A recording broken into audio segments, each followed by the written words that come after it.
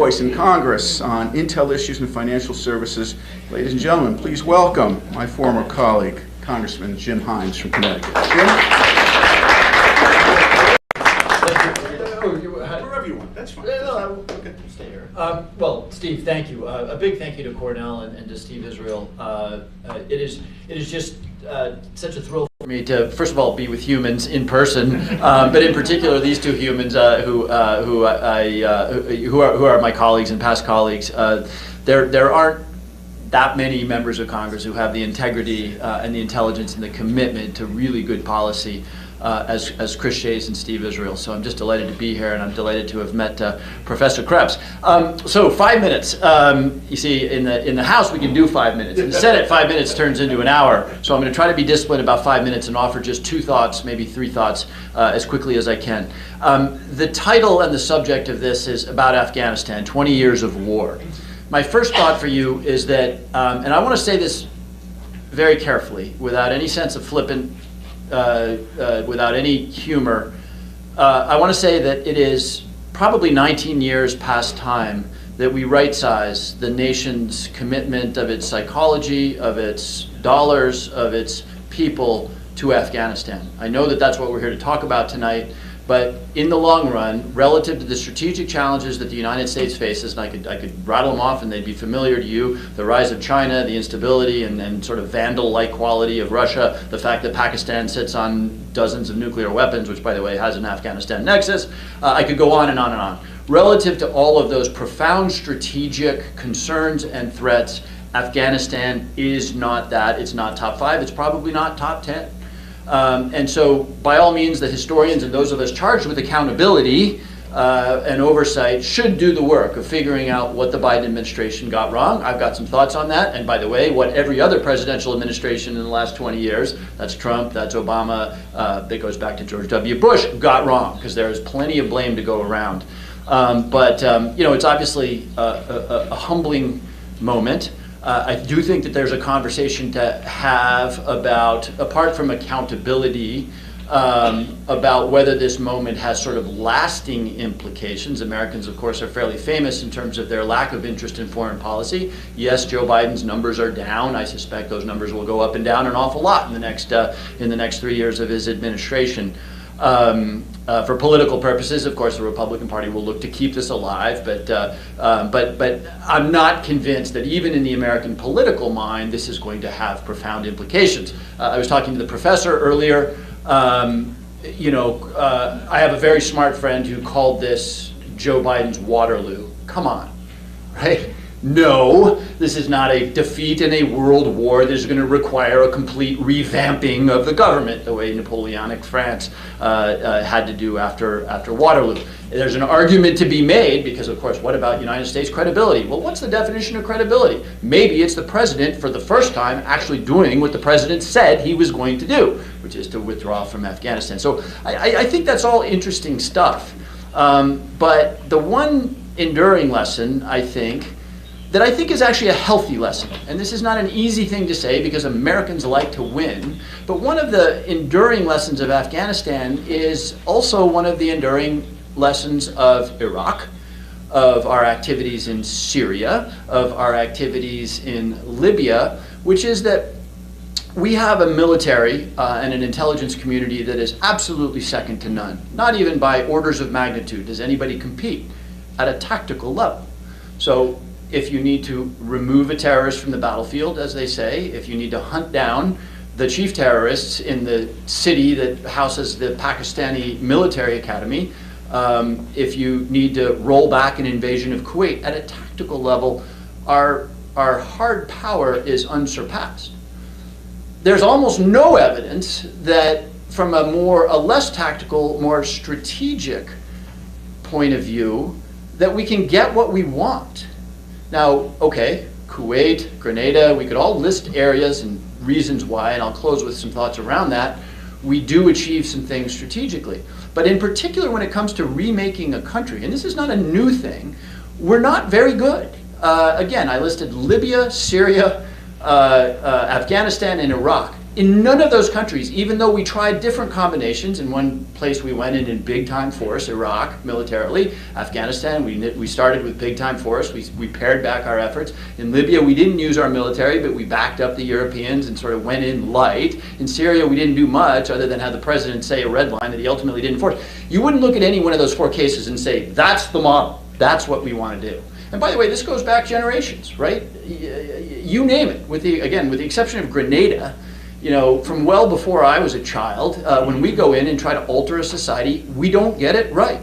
1954, Guatemala, Jacobo Arbenz, we overthrow a democratic elected president. Guatemala, for 2 generations, becomes arguably the most violent and vile country in Central America. Iran, Mossadegh, right? The United States decides it's going to participate in the overthrow of a reasonably democratic prime minister, and I wouldn't say that modern day Iran is totally about what happened with Mossadegh, but it has something to do with it. And I could go on and on around those regions. By the way, this is something that the intelligence agencies understand, that when we try to fundamentally strategically alter a country, we usually don't get it right. So that leads to my last point, which is I think this is a moment of actually really constructive humility for the country. And let me use a different word than humility. Let me use responsibility. Because there are plenty of examples of our getting it right? And sort of George H.W. Bush, of course, reversal of the invasion of Kuwait is one of those. Again, working very closely with our allies for limited aims. Remember how much trouble George H.W. Bush got when he didn't go on to Baghdad? Well, he's looking pretty smart now, isn't he? You can go on and show areas where when we've worked patiently with other countries, we achieve good strategic ends. Last thought, should that trouble us? I don't think so. I think, and again, I was talking to a professor earlier, take the historical perspective. I was born in Latin America in the mid-1960s. At that time, pretty much every country in Latin America was under some form of autocracy or military dictatorship. Today, with the exception of Venezuela and Cuba, maybe a few others, none are. Asia, same story. Korea, read the history of South Korea, just a vicious, vicious regime that has evolved. Nobody looks at Venezuela and says, we want to do it that way. Nobody looks at Egypt and says, we should do it that way. And that's really important to our strategic foreign policy, because I really do believe that our strategic foreign policy is about carefully, patiently, strategically moving the world in the direction, I won't necessarily use the word democracy, but to an accountable, responsive government. And maybe I'm overly optimistic, maybe even naive, but you can't look at history in the last 60 years and not acknowledge that that has been the trend. It's hard to point to countries that have retrograded from a democracy. By the way, I know in this political moment, many countries, including our own, are maybe doing a little less than we would like against autocracy. But what are the lessons? When we try to do it with the 82nd Airborne or the United States Marines, we almost always get it wrong. But when we do it carefully and patiently and understanding that the currents of history are flowing ideologically in the American, I don't mean to say American, but in sort of Western liberalism, some version of capitalism, over time it moves in that direction. And that's hard to say because, of course, if you're an elected politician, you want to stand on a soapbox and say, our troops are going in and we're going to win. But the reality is that's not when we win. We win when we understand that the currents are flowing in our direction, and we just need to be careful, work in concert with our allies, and show some patience. Thank you so much, Congressman. Very insightful. Thank you. Congressman Chris Shays is a Republican who also represented the 4th Congressional District of Connecticut from 1987 to 2009. He has been widely described on both sides of the aisle as one of the most moderate Republicans in the United States Congress. He served as ranking member of the Oversight and Government Reform Committee Subcommittee on National Security and Foreign Affairs, served on the House Financial Services Committee, Subcommittee on Capital Markets, Insurance, and Government-Sponsored Enterprises. We served together on that subcommittee, as I recall. And the Subcommittee on Housing and Community Opportunity, served on the Homeland Security Committee, Subcommittee on Intelligence, Information Sharing, and Terrorism Risk Assessment. And after Congress, he became the co-chair of the Commission on Wartime Contracting in Iraq and Afghanistan. Please welcome Congressman Chris Shays. Thank you. Thank you, Chris. So let me just first say a pleasure to have served with Steve, and a real honor to be in front of you and have this opportunity. An honor to be by my former congressman. I wish he had run about 4 years later, because I really would have liked to have had 4 more years in Congress. But it is a true pleasure to have at least lost to someone who I respect tremendously.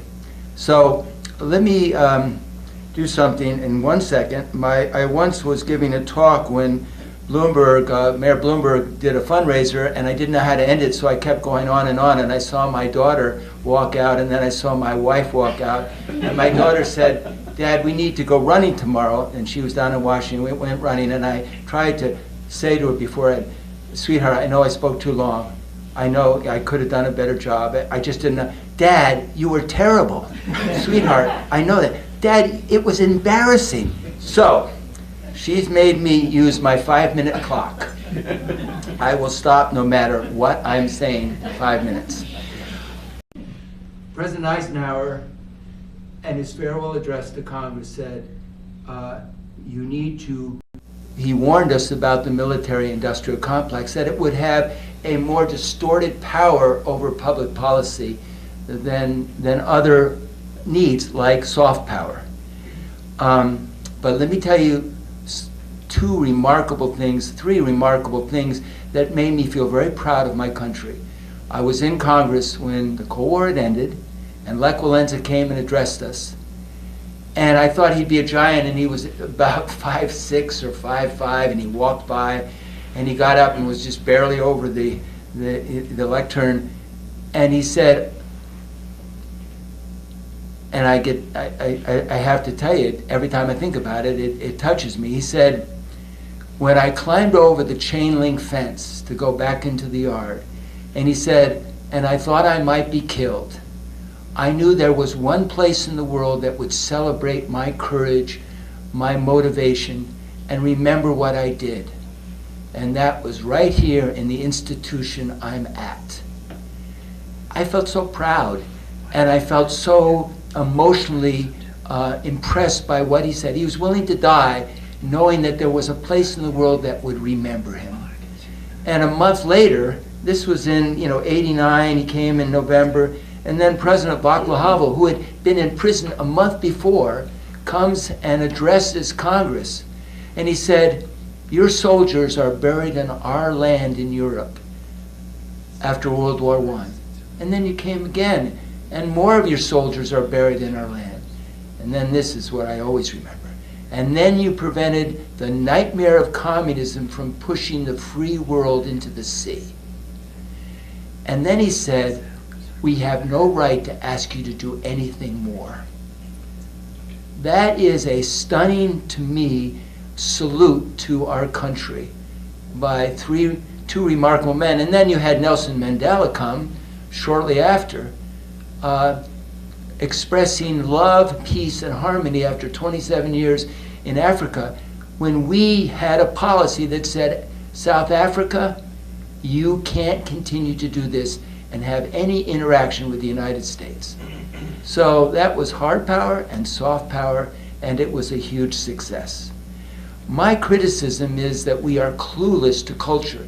And one of the things that I admire about this man, and one of his strengths, and he doesn't even maybe know it, he lived overseas. He saw other cultures. He's so identified to the other cultures that intuitively he would react to it. When we went into Iraq, when we went into Afghanistan, we were totally clueless to the cultures of those countries. I went in 19 times to Iraq. I was chair of the Committee on National Security and the Government Oversight Committee, and we dedicated ourselves to terrorism from '89 on. And when I went there, one of the men I spoke, his name happened to be Mohammed. I was there just even before the war had ended. And he told me about his rough life being in prison in Iran, and then he's back in Iraq. And he got married at age 55. And I said, "Boy, you've had a tough life." He said, "What do you mean, a tough life?" His life was no different than anybody else in Iraq. He didn't think it was tough. And then he practically put his hands on my shoulders and said, "You don't know us, and we don't know you." And that's the reason we have had total failure in both Iraq. Total is a wrong statement. A failure in both Iraq and Afghanistan. And when I went to the Northern Territory of Pakistan and met with the northern governor of the state of Pakistan, he said, "Why are you here? All you did was push the Taliban and ISIS into our northern territory." And at the same time, he showed me an article of the ambassador from Russia who had been part of the KGB when they were actually in Russia. And Russia was actually in Afghanistan. And he said, "Why are you making the same mistake we did? You at least should have learned from what we did." So humility is needed. A recognition of soft power is needed. And I have only 3 seconds left. So Thank you very much. Congressman Shays. Sarah Krebs is the John L. Wetherell Professor in the Department of Government at Cornell University. She's an adjunct professor of law and the director of the Cornell Tech Policy Lab at Cornell University. Her teaching and research focuses on the intersection of international politics, technology, and national security. She's written 5 books, including most recently Social Media and International Relations. Other books include Taxing Wars, The American Way of War, Finance, and the Decline of Democracy, Drones, What Everybody Needs to Know, Drone Warfare, and Coalitions of Convenience, United States Military Interventions After the Cold War. Her opinions are widely featured in platforms including The Washington Post, The New York Times, BBC, USA Today, CNBC, and CNN. She's a non-resident senior fellow at the Brookings Institution and has had fellowships at the Council on Foreign Relations. She's a life member, Harvard's Kennedy School of Government, West Point, and the University of Virginia's Miller Center for Public Affairs. She has a BA from Harvard, MSc from Oxford, and PhD from Georgetown. And as I mentioned before, between 1999 and 2003, she served as an active duty officer in the United States Air Force. Professor, thank you for being our moderator. Well, thank you. It's a real pleasure to be here. It's such a distinguished crowd and a distinguished panel here.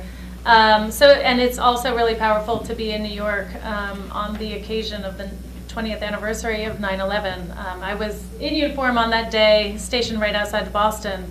And it felt like a very kind of watershed moment. So talking about kind of the last 20 years and putting this in both historical perspective but policy perspective is really interesting. I was struck by the comments that were made by both of you in terms of kind of where kind of the types of decisions, the foreign policy decisions that the U.S. has made. And I wanted to start with something that kind of, again, in the spirit of bipartisanship, really unified your perspectives, which is the sense of humility, the sense that the U.S. doesn't necessarily understand the countries in which it's intervening. And I guess I'm curious whether you can elaborate on where that leaves us. You had mentioned kind of that we are naive and we need to have more constructive humility and responsibility. And Congressman Shays had talked about kind of the way in which we need to understand different cultures. So what is that sort of the recipe for in terms of where we should be thinking about how we allocate our efforts, how we allocate our intentions and resources? So if not in these countries, because it seems like in Grenada, it's interesting that you mentioned this as a success story because it's not always viewed in that way. So where are the success stories, and why should then the U.S. ever kind of consider trying to kind of be muscular around the world? I'll quickly offer a thought there.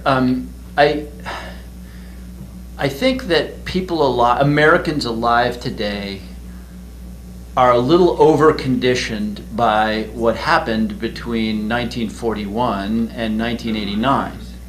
So in World War II, the United States does a truly national whole-of-government deployment and defeats fascism.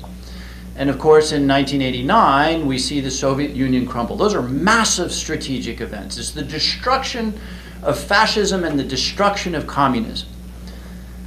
But we, I think, overemphasize to some extent our role in those two things, and we underemphasize the role of others. So, Congressman Shays is exactly right with respect to culture. It's also true with respect to history. Even in this room, people underappreciate the fact that without the Soviet Union fighting the Nazis at Stalingrad straight back to Berlin with a loss of 20 million Russians, who knows how World War II ends? But we don't really know that, right? It's not necessarily taught. The Cold War, okay, there's an argument to be made that over time there was just no way for a terribly inefficient economic system to outcompete a very efficient capitalist system. And yes, Ronald Reagan sort of upped the stakes to the point where they finally tipped over.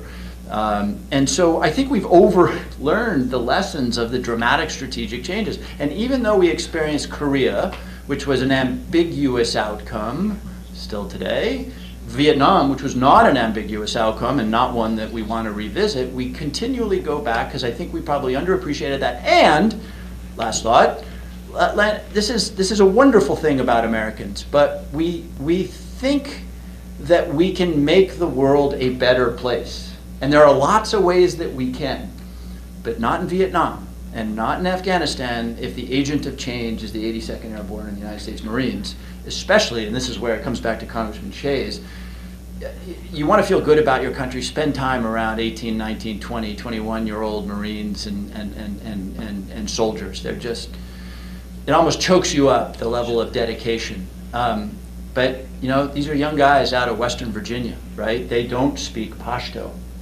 right?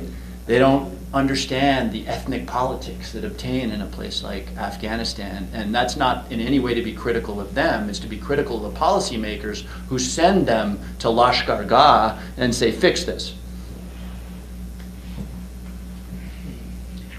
I am struck by the fact that we haven't had much success recently, and we've made a lot of mistakes. And so we say to Gaddafi, you're a bad guy, give up your bad ways, and we can work with you, and so on. And the next thing we're doing, we're overthrowing him. That meant there's not a chance in hell that the leader in North Korea will ever, ever, ever trust that if we said that to him, life will be good. So that little mistake, quote unquote, into this ridiculous, not a well thought of leader in Northern Africa had huge impact on what happens in Korea, and we just don't have a comprehension of it. I talked about culture. We also need to know about history.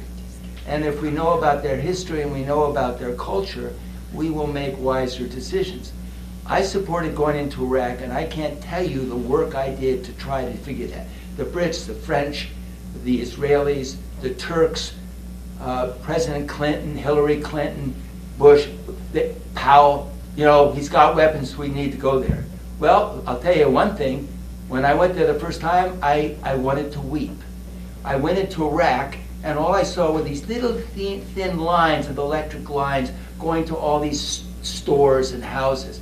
And I thought, oh sure, this country is developing nuclear weapons? I don't think so. Which leads me to make a point that we need to have ambassadors in every country. We need an ambassador in Iran. We need an ambassador in North Korea. We need to have people there who will get a better picture of what's happening in those countries. And I'll just salute the military in this one point. When I traveled, the military would always be the ones to introduce me to the country. If I went wherever, in France or wherever, I would get to meet with powerful military leaders who had been to West Point, who had been involved with our troops and so on. When I went to Pakistan, it was cold. They wanted very little to do with me because all their training was in Russia. So anytime we can have full interaction with peoples around the world, bring them to this country, interact with them, and I think it would make a difference. Let me ask a question on behalf of Paul Piscitelli. Submitted a question, a very basic question for both members of Congress. Are we safer on September 11th, 2021 than we were on September 11th, 2001?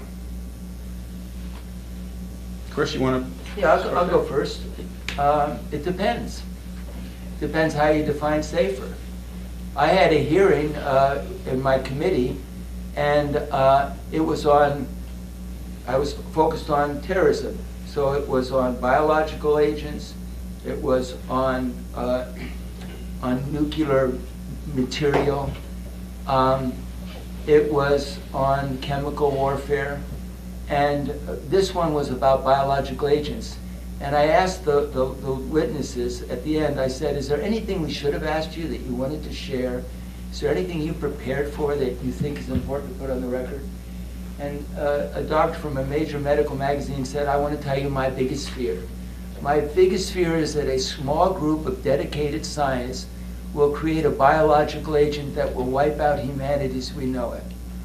I'm not comfortable right now with COVID. I'm not comfortable with our failure to come to grips with the fact that it may have come out or may not have from that plant.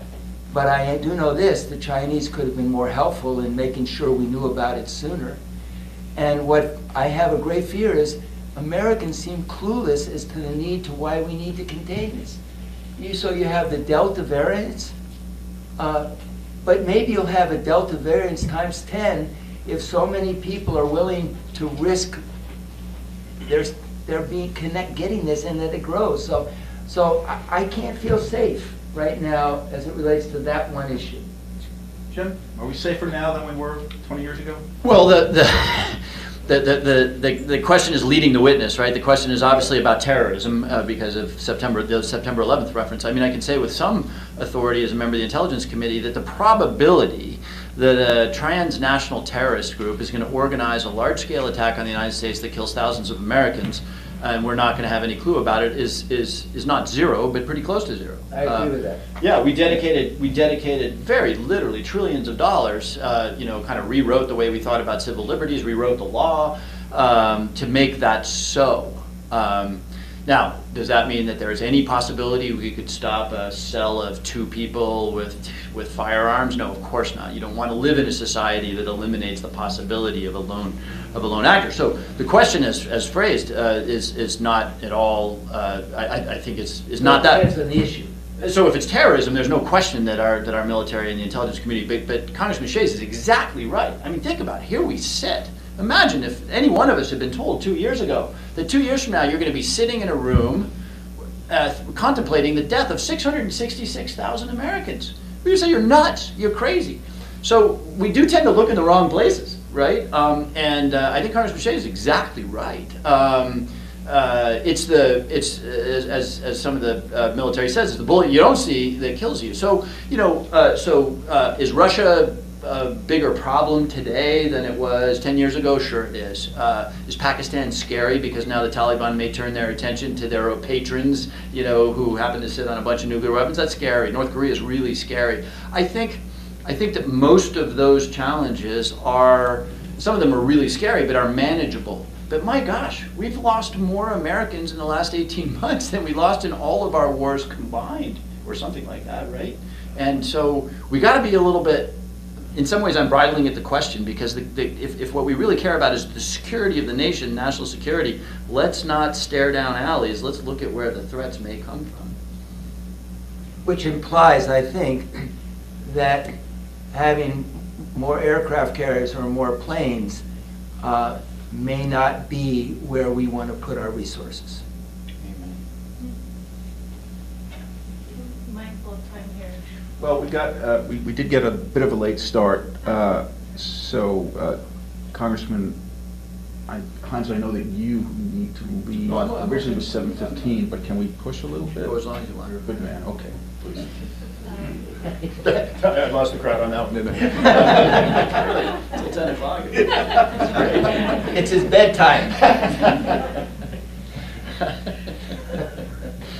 And I think this is a great perspective that the one in which this is not just, even though we're sort of organized around the withdrawal of Afghanistan, and that's sort of on our minds, but we also have this contending issue of COVID. But I'm going to come back a little bit to the more kind of strategic questions, because both of you had experience on these committees.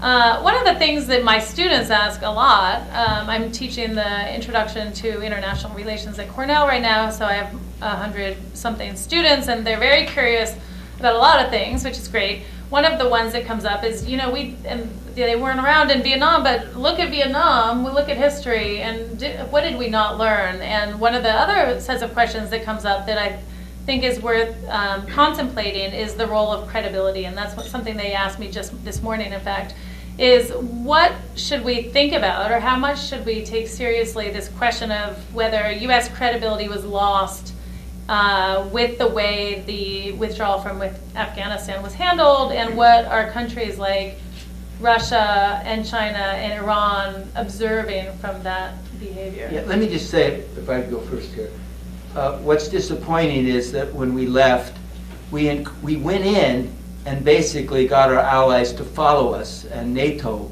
was there in Afghanistan. When we left, we didn't consult them, basically. We just said we're leaving, and they had to follow up, and they're not going to continue to stay. So we really didn't make it a joint decision. I mean, you may know something that I don't know, and maybe you can't even share it, but the general feeling I had was that we did not give them the respect they deserved based on their responses. And so I think we lost a lot of credibility with our allies, which I know President Biden really wants to improve, unlike the previous president. So that's, you know, one of the challenges we have in foreign policy is if we know we have to do something, it's going to have a negative impact here. Sometimes the public wants us to do something, but because we know it's going to have a negative impact somewhere else, we don't do it. There's a good reason, but it's hard to be able for Jim or others to explain why we didn't do what the public wanted. I think Chris is I think the lasting damage, I think Chris is exactly right. The lasting damage will be to the fact that there will be some terrible stories about the Afghans who helped our military and who helped our embassy. There will be some terrible stories about that. We didn't make an ironclad commitment to get them out. Frankly, we weren't in a position to do so. And, you know, to be bipartisan in the allocation of blame, which, you know, I would offer up, because there's a lot of wacky ideas out there. Why didn't you just hang on to Bagram, right? How come you don't keep 4,000 people there? Well, you know what? The Taliban now run the country, right? Keeping Bagram and keeping 4,000 people, that involves a force protection element that is massive.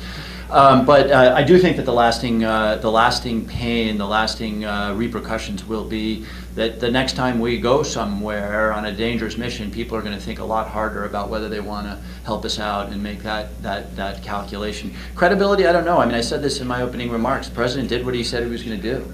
After 3 presidents said they were going to do it and didn't. And again, I promised to be sort of bipartisan, riffing on what Congressman Shea said.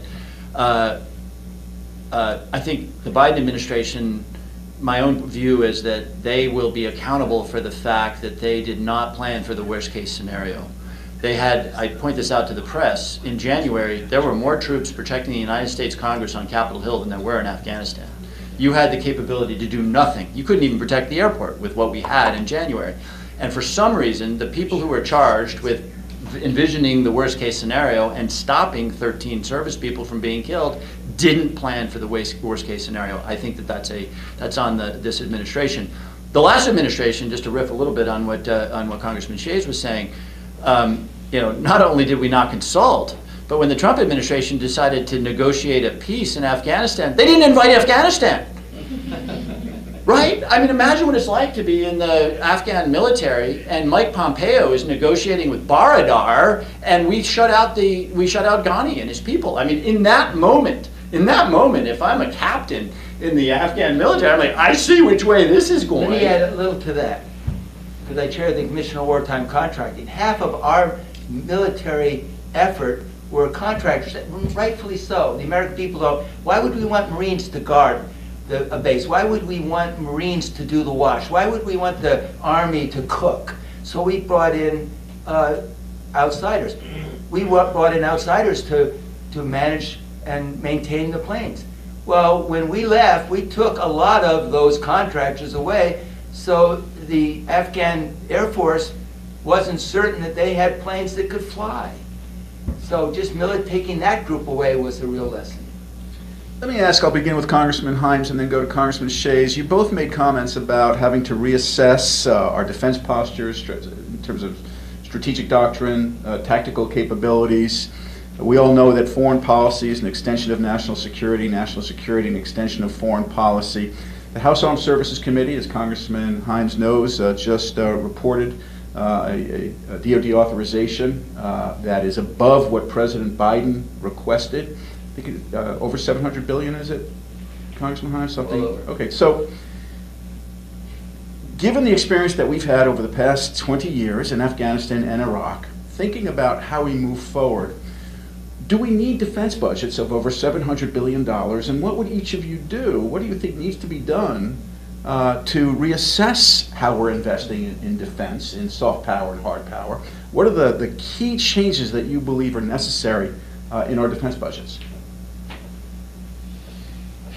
Let me go first on that. So, just to bound this for you, if you add in the intelligence community budget, which is 85 billion plus or minus, you get above 800 billion. That's a number that is, I think, it changes, but it's something like the next 8 or 9 powers combined. China, Russia, UK, France, combined.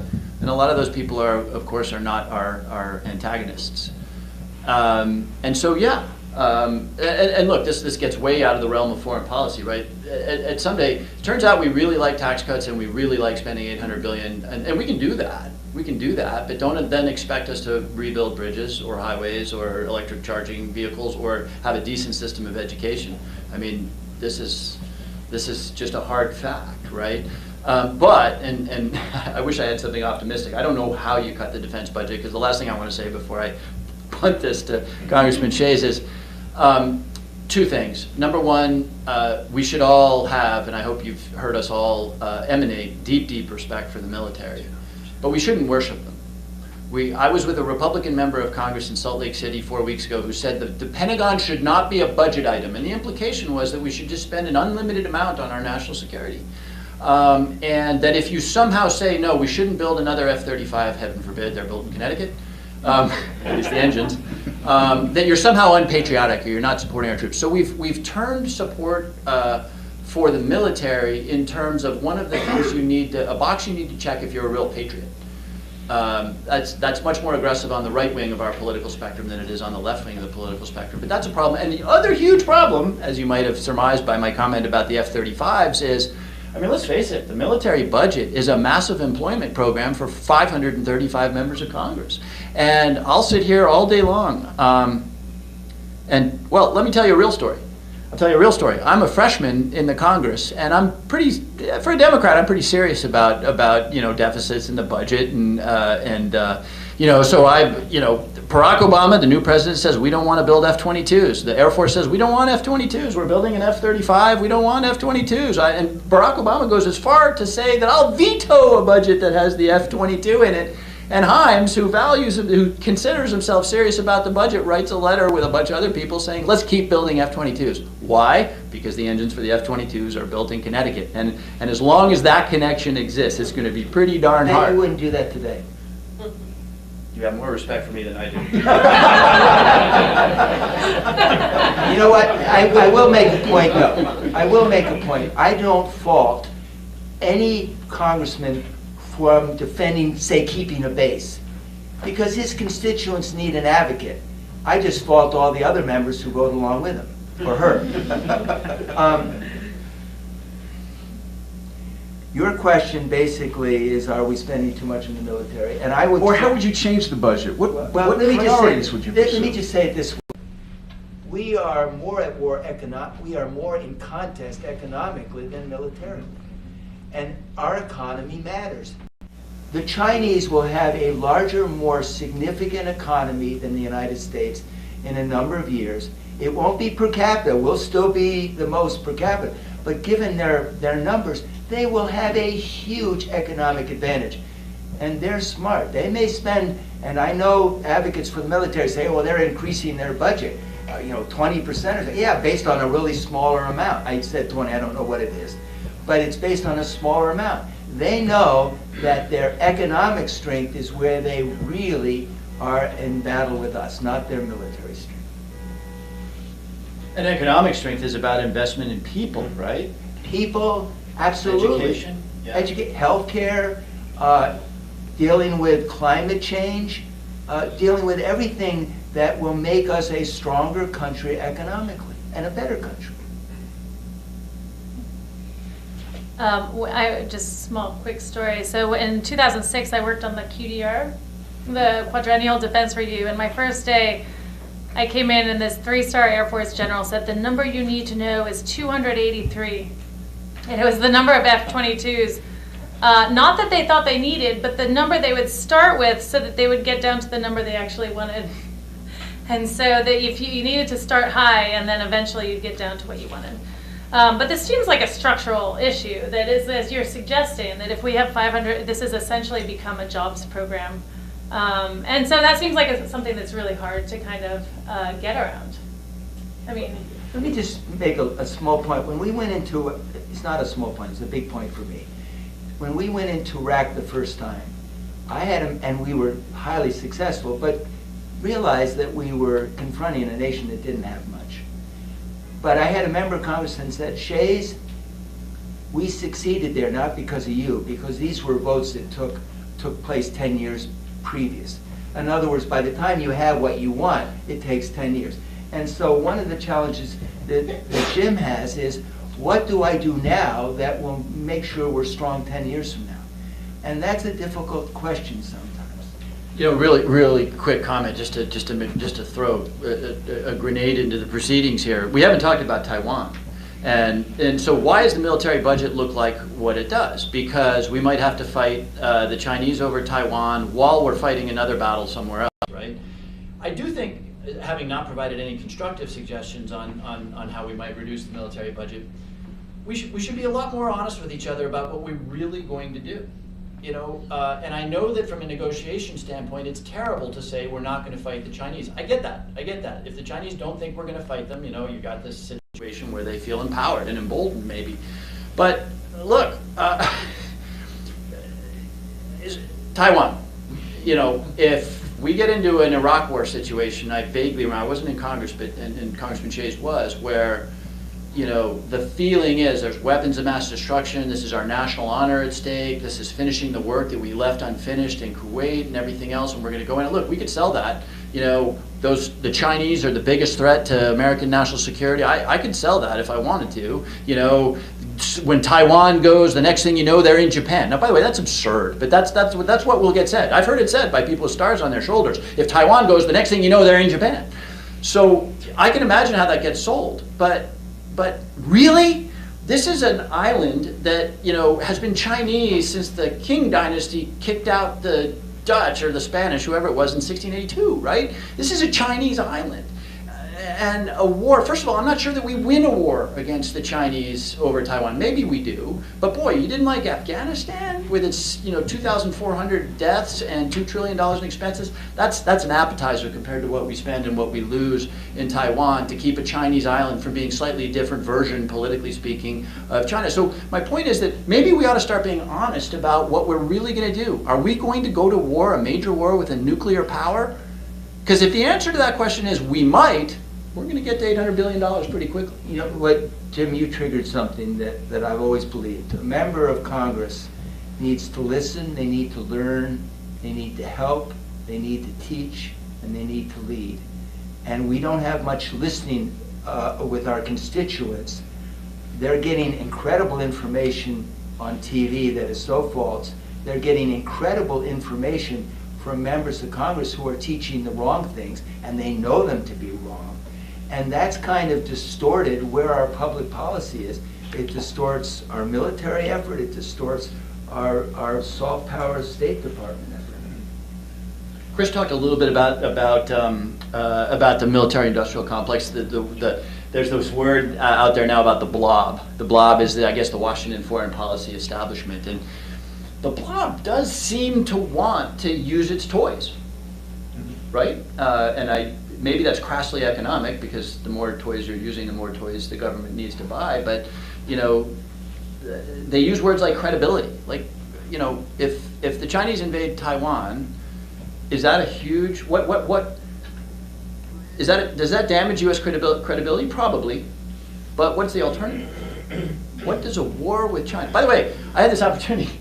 You got me going now, Steve. I had this opportunity to ask some very senior national security professionals about do we have the same sort of command and control and relationships with the Chinese that we had with the Soviets in the Cold War. Pretty amazing when you read this history. You know, generals were on the phone with each other all the time. U.S., Soviet, they knew each other's nuclear protocols. They were on the, and the answer I got back in a closed hearing was, we got none of that. We got none of that. So there is zero confidence in the possibility that we get into even a skirmish, we sink a Chinese battleship, there is zero confidence that that doesn't lead to a nuclear response. That's something we better think about when we use words like credibility. And what Jim is pointing out is there's been no dialogue with the American people about this. But what we learned, I at least learned recently, but I should have known sooner, that there was a Russian sub where 3 people in the sub had determined during the Cuban crisis whether to launch a military nuclear weapon. And they were out of touch with the country of Russia, their leadership, and 2 of the 3 voted to use the weapons. This is a reality that we have to also confront. And there's very little dialogue about what we tell the Chinese and the Russians on how do we reduce that risk. Could I just do something that I promised Tim Romer I would do? Yes, and yes, so Wait. let's do this. Let's ask unanimous consent for another 20 minutes, okay? And that way we'll have 20 minutes of Q&A. Is that okay? 15? Okay. Tim Romer was 15 minutes, you get a minute, and then they get 14. Okay. Tim Romer was going to be replacing one of us, and I think he's brilliant. I think he did an incredible job when he was ambassador to India, getting India to come more into our column. And he gave me, if he was here, he said, this is what our foreign policy should be. Rebuild partnership with Europe. China and Russia, don't unite them. And confront them when they are confronting us, but work with them anytime we can possibly work with them. Have a deeper alliance with Japan, Australia, and Indonesia that will be important in dealing with China. Stress democratic institutions. And then he said, keep an eye on terrorism. And I just would add, promote U.S. economic growth and strengthen our political system. All right, well, thank you for that. Of course, Tim Romer, a member of Congress, member of the Intelligence Committee, U.S. Ambassador to India, and has been featured on various Cornell Institute of Politics programs and on the 9/11 Commission. All right, these gentlemen have been very generous because we promised them a hard stop of 7:15, but we did start late, so we've now got 13 minutes. We'll try and accommodate as many questions as we can. Let's begin over here, Matt, please. Okay, I think what's troubling me a bit is... Do you have a mic for this? Yes, why don't you bring the mic over? And if you could, respect the confines of time, ask your question very briskly, please. Everybody, not just you, ma'am, everybody. And I'll Jim and I will try to... The saving the democratic system, which is... You need that on if people are listening from outside. Here, use mine, please. Here, go ahead. If it doesn't work, I retract my comment. We will repeat your question. Go ahead.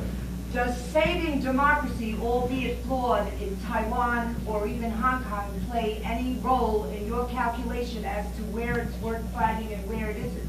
If you look at places like Iraq or Afghanistan, the governments never were democratic. You look at Iran, as you gave an example of Nicaragua, they were somewhat democratic. So doesn't that play a role in the equation of what we're doing and what we stand for? You don't have to repeat that. We can Okay. hear. Yeah. It's hard to look at the last 100 years and say that you're going to have a much higher probability of preserving a democratic government in a place that has had experience with democratic rule, and not just democratic rule, but the institutions of democracy, free press and everything, than you are in Afghanistan, which has never had any of the institutions Taiwan, you asked about Taiwan. Taiwan's sort of an interesting case, right? I mean, it is a democracy. The way Hong Kong was, but then, of course, there's no question that there are countries where you can preserve or help democracy along, preserve it better than other countries, but you have to factor in what does it cost you to override an invasion. Look, we reversed the Iraqi invasion of Kuwait. We chose not to reverse the Russian invasion of Crimea. What's the factor? My guess is it's probably nuclear weapons. And the fact that they're right next door to each other.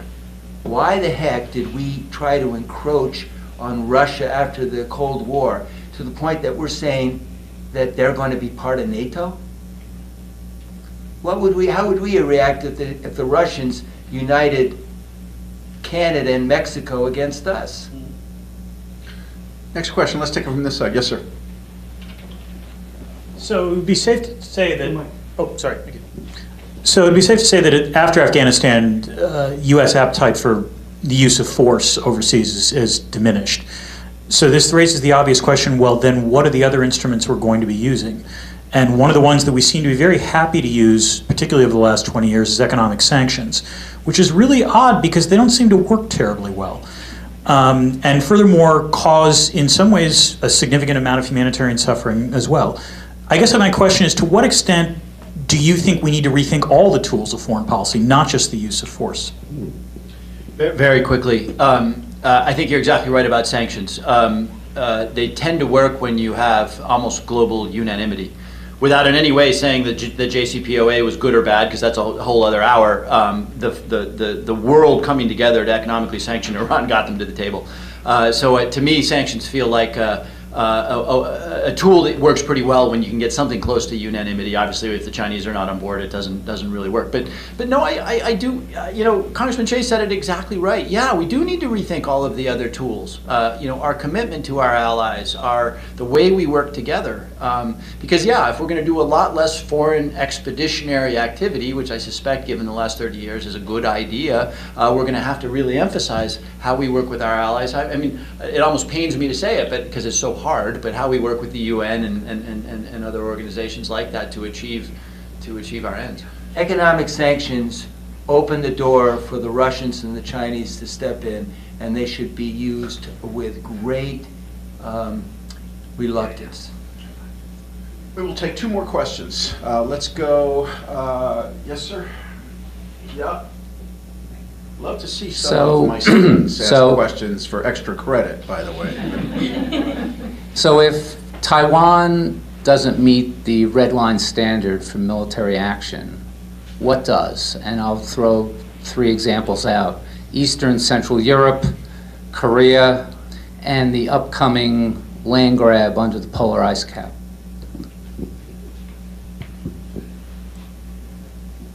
My sense is that Jim and I both believe that Taiwan is a key factor, and we have to make sure the Chinese know that our society, whether individual members don't want to deal with it, are going to step in. Taiwan is just too important economically. It has a technology that is essential to us, and if we ever give the Chinese a feeling that they can just blithely come in, that would be a mistake, and I would think you would agree with that. I think it's very hard, and I guess what we need to do is think about this with a level of sophistication that is worthy of the problem. So we would do something economically. I mean, it doesn't mean we go to war, but we would make life so difficult. I think so. I mean, it's a really hard case, right? Because very few countries on the planet recognize the sovereignty of Taiwan. And by the way, there's Chinese politics here too, right? What would be the dumbest thing the Chinese could do would be to trash the economy of Taiwan. I mean, that would have global implications. So, look, all I can tell you, I think a previous question from the professor got it exactly right. I actually don't. I think it's a double-edged sword, the current mood of reluctance to use our military. I can tell you what the 730,000 people I represent, if the case for war with Taiwan were laid out, it would not be an easy vote, and that's for sure. And I think that may be one of the downsides. I hope no one's gotten the impression that I believe, or that any of us up here believe, that the military doesn't have a really important role. And so it is also, we're in this echo moment right now where the fact that Afghanistan and Iraq ended the way they did, I think has Americans way back on their heels with respect to the contemplation of military action. Professor, you're the final question. So we've been talking about U.S. foreign policy, but you're members of Congress, and so I'm curious, how much do your constituents care about foreign policy when they decide an election? So whether it's the midterms or, in 2024, how much do you think this is likely to weigh on your constituents? We represented the same constituents, and I don't know how our constituents have changed, but I think they do care. I think they care about our country doing things well. I think they want our leaders to not make mistakes, foolish mistakes. And I think right now there's a real, I don't know, Jim, what it's like to represent the 4th District now, but I suspect that even throughout the country, we need to think of some positive things that are happening. Let me back up. Most of my constituents said no, less foreign aid, and I would say, really? We spend this little amount and it's soft power? To me, some of the most impressive people in our country, besides the military folks, are our State Department people whenever we went there. And so I always felt it was my job to make sure people understood how important it is. If you want less people trying to get into the United States through Mexico, we're going to have to deal with their economies back home and their security, try to help them, not military occupation. So I wish I hadn't answered that question. I wish I'd let you go first. Jim, you're going to be the final word? Well, I mean, just very quickly, I mean, in the aggregate, you're asking about Fairfield County here, which is a very educated, pretty affluent place, right? So it's not necessarily representative of the country. The country as a whole is famously uninterested in foreign policy. They get interested, of course, when there's an existential threat, whether it's the Soviets or the Nazis, and of course they get really interested when their sons and daughters start getting committed to foreign battlefields. That's the better answer. They get very, very interested. But Chris is exactly right. One of the reasons he keeps saying we need to do a better job educating, which I guess is part of the reason that we're here. Foreign policy is really hard. I've been thinking now about the Middle East for a long time, as I know Congressman Shays did. It's unnatural for Americans to contemplate a problem which has a series of bad answers. And you're choosing the least bad answer. That's not an American way. We sort of believe that if we just work hard enough and do the right things, we're going to get a good answer. But gosh, whether it's Taiwan or Iraq or Afghanistan or Venezuela, there's a series of really tough answers.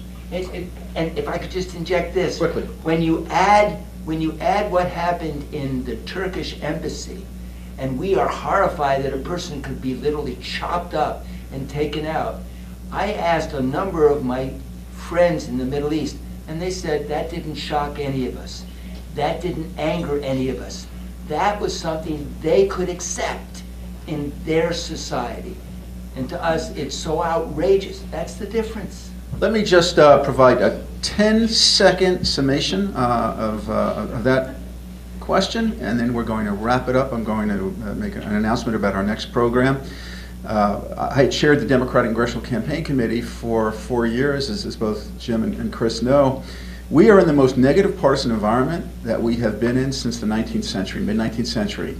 40% of the electorate, no matter what foreign policy successes we achieve, are voting against Joe Biden. And 40% of the electorate, no matter what foreign policy blunders and failures we experience, are voting for Joe Biden, or writ large Democrats.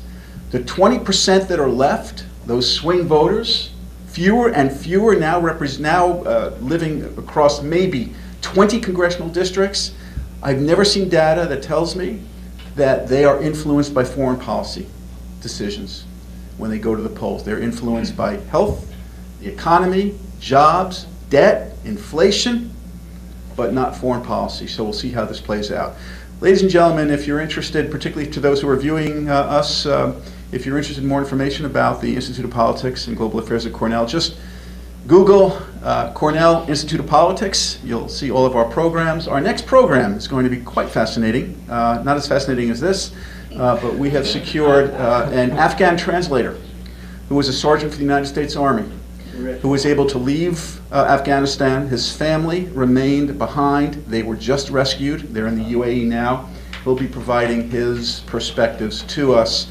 And finally, these two gentlemen, I hope that you appreciate, they're used to sitting next to each other at tables like this. They did it over the course of a campaign, very frequently disagreeing with one another in a Nobody campaign, was always respectful. in a campaign environment. The point I'm making is, with all the partisanship and the screaming and the yelling, isn't it refreshing to have two members of Congress who opposed one another come together to talk about areas of common ground? That's what we ought to thank you. Thank you both. Thank you all.